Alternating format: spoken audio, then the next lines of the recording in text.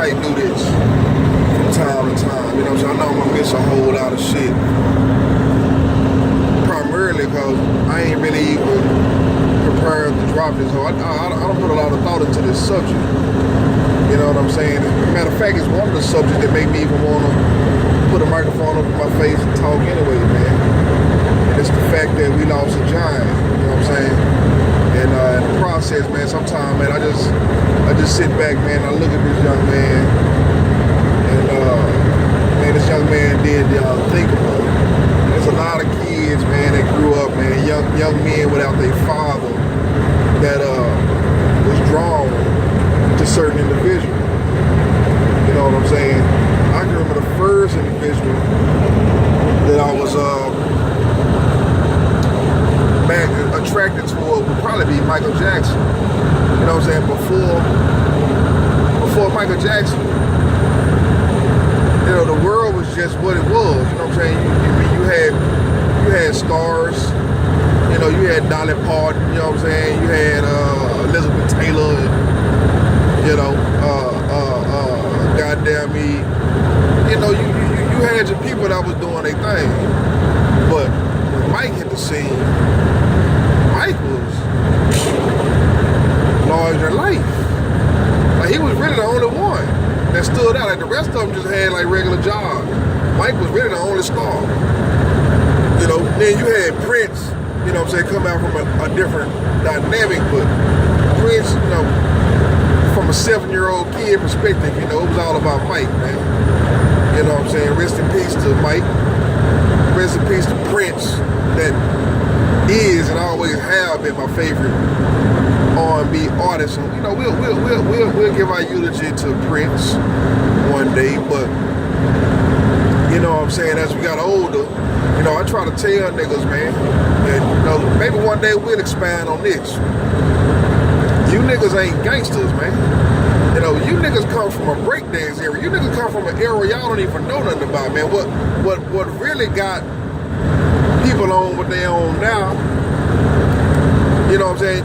Man, you had to go through a phase called breaking. See, man, if you would have just jumped out the window and showed boys, you know, gang banging, you know, that was gonna be some isolated shit, man. It wasn't gonna really take form the way it did. But part of what got people wrapped up in this whole game and this whole life was shit like breaking and Crush Groove, you know what I'm saying, which was my motherfucking movement. You know, Crush Groove, Tougher Than Leather, and there was a nigga jumped on the scene, LL, and stole the show. You know, you had Curtis Blow, you know what I'm saying, and you had Ron DMC, who, you know, made the rap shit bigger than ever. But when LL got to that motherfucker, you know what I'm saying, so that's a whole nother nigga that I gotta talk about to his entirety, that elevated the game and, you know, had a magnetic personality, man, that made me just, you know, say, hey, man, that's what I want to do for the rest of my life. When I seen that, first I seen him on Crush Groove, then I saw the I'm Bad video. You know, anytime I seen him, but the I'm Bad video, then the I Need Love video woke me the fuck up for real. You know, the boy had personality, had swag. That's what I think rap was invented for, man. You know what I'm saying? Not so much, you know, there was a lot of cats on that East Coast, and they thought I Need Love was soft, and I'm like, it's a goddamn song.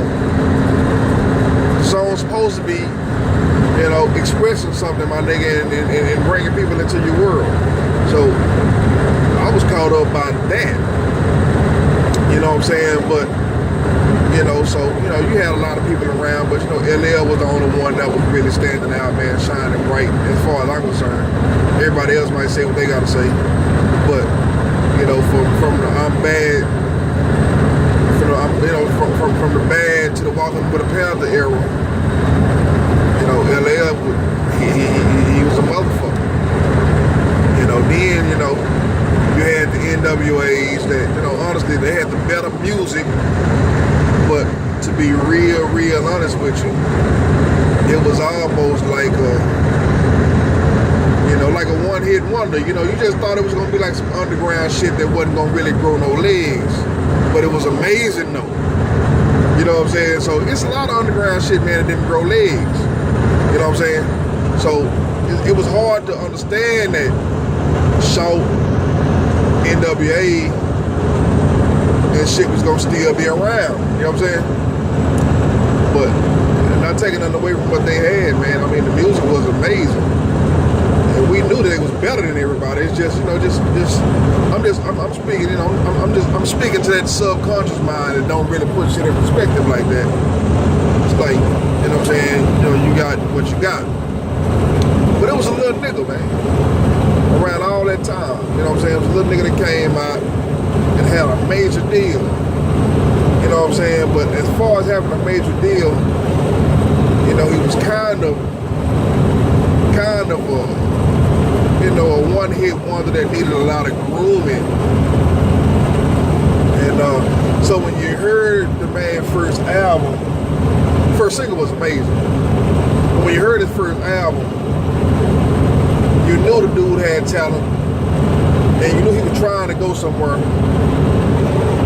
You just couldn't really figure out. You know, I mean, it was like, he ain't NWA, he ain't DJ Quick, he ain't Public Enemy. He got a little bit of all that in him, but none of it is really strong. You know what I'm saying?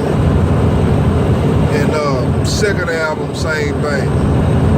But when this nigga dropped the Above the Rim soundtrack, man, had like 2 songs on there. You know, he had a few songs in rotation. I can't tell which one hit first, but they was all intermingling with each other and was creating a beast, man.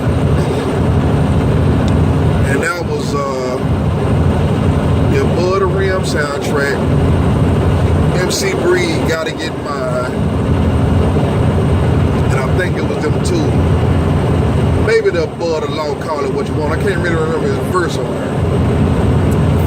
But man, Brother Pac, man. Niggas ask me, why do you think Pac? I have my Pac moments every now and then, man. And I've been going through my Pac moments. I really don't like to listen to them because the music's it's so eerie, man. It's so eerie listening to it. You know what I'm saying? I don't like getting in that mindset. But people ask me, why was Pac so special? And I'll say, man, if you believe in conspiracy theories, right, you have to look at Pac like a time capsule. Pac was a time capsule, bro. Like what Pac was bringing to the game was essential for the era that he came out. I mean, Pac is the first, you know what I'm saying, and forgive me if I'm presenting it in a bad light, but Pac was the first crack baby, you know what I'm saying, that literally got on the mic and said, man, you know, my mama was a crackhead, man. My upbringing was very dysfunctional. You know what I'm saying? Even though she was a crackhead, she wanted the best for me. But she couldn't afford to give me a comfortable life while wanting the best for me. So this dude had a crazy life, man, laid out for him. And when he finally accumulated everything he needed to accumulate into that thug life, say, man, that was fatherless America. Right there, man, in one human being. And it's funny, man, you know, the reason I say you have to believe in conspiracies to understand why he is not the James Dean of hip hop. He is not the, you know, the one and only shining star, the one and only unsung hero. Man, they had to bury that energy quick. You understand what I'm saying? So you got the Biggies and the, see Biggie was the opposite of Pac. And hey man, they made sure that they put New York on his back and he could carry that motherfucker. You understand what I'm saying? And so what a lot of y'all don't really realize now was around the time Pac died, man, there was a lot of Pac imitators, man. Everybody wanted to be Pac. You know what I'm saying? I mean, you can still, hear some Pac and Lil Scrappers and Young Bucks right now. You had P came out the woodwork, you know what I'm saying, to gather up all that energy, and do a great value version of it, But a lot of people, you know what I'm saying, wanted to, Pac energy, man, was enormous, man. It was too big. He was too much of a giant. You know what I'm saying? He was too much of a giant. And so when you listen to the direction that rap went, when everybody started saying, hey man, I'm kind of not liking the direction that it's going in, you gotta remember, man, all these guys are basically all of them are basically, children of Biggie. You know what I'm saying? From the Jiggles to the Waynes.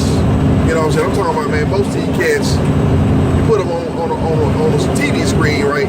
Most of them won't even say Pac name. They say top 5. These niggas have mentioned everybody but Pac. It's the craziest thing in the world, man. But so it's cats like me, man, that's gonna bring it to you, man. I'm gonna shine that light in this direction because it's most definitely needed. And I can't speak for a New York artist or a New York person. You know what I'm saying? I'm ignorant to how they think or what they do. But man, if you from down south, most definitely on the West Coast, man, say, man, Pac was a spirit. Pac was much bigger than rap. You know what I'm saying? Much bigger than rap, man. And sometimes, man, I go back and it hurt my feelings because I go back and listen to him and I see how he got buried. I see how his legacy got buried. And I see how,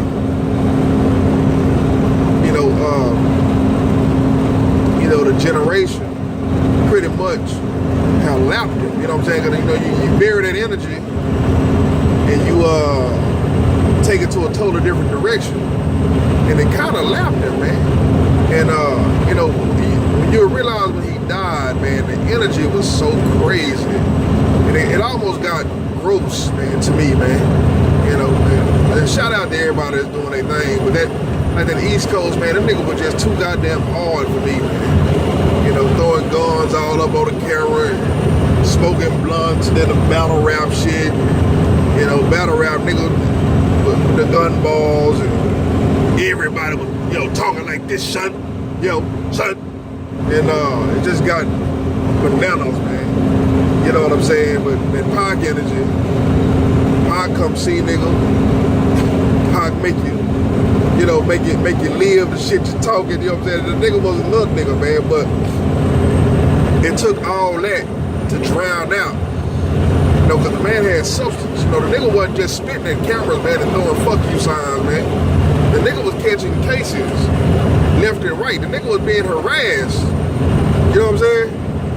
And what was crazy, man, shit that would knock that average person off that square actually made this nigga stronger. This nigga would come back stronger. You know what I'm saying? And so yeah, man, the game had to get rid of my dog. It's a fucked up moment, man, when I listen to him having my Pac moment right now. So, even though I don't nobody give a fuck about it but me, I got the shirt, man, and enlighten motherfuckers, or give motherfuckers a point of view that they never heard of. And I'm gonna speak on Pac so much, man. You know what I'm saying? Before my time over with. Because people have to understand what a spirit is. I'm thinking right now, man, people have lost humanity, especially in the community. Well, especially about Pac. But a lot of people don't really understand, man, is before Pac became a shining star, you know what I'm saying? The young Pac wasn't a shining star, man. I mean, he was there, and people knew he was there, you know what I'm saying? But for the most part, he was like a guy that had a major label hype machine behind him. So his face was gonna be there when his album dropped. He gonna have a single, he gonna have a video, but it just wasn't something everybody was banging. You know what I'm saying? But when that Thug Life dropped, whoo, that boy dropped a megaton bomb. And what a lot of people don't really realize, man, that before that, all gangsta gangster rap, man, was hardcore murder, murder, murder, kill, kill, kill. You know what I'm saying? And Pac brought substance, man, in reality, you know what I'm saying, to the whole concept of thugging. So metaphysically, you know what I'm saying, or subconsciously, Pac was saying, man, we live like this, man. It's a real life for us, bro, but we not animals and we not beasts. You know what I'm saying? So this dude was actually a dude that could make a song like Outlaw, right?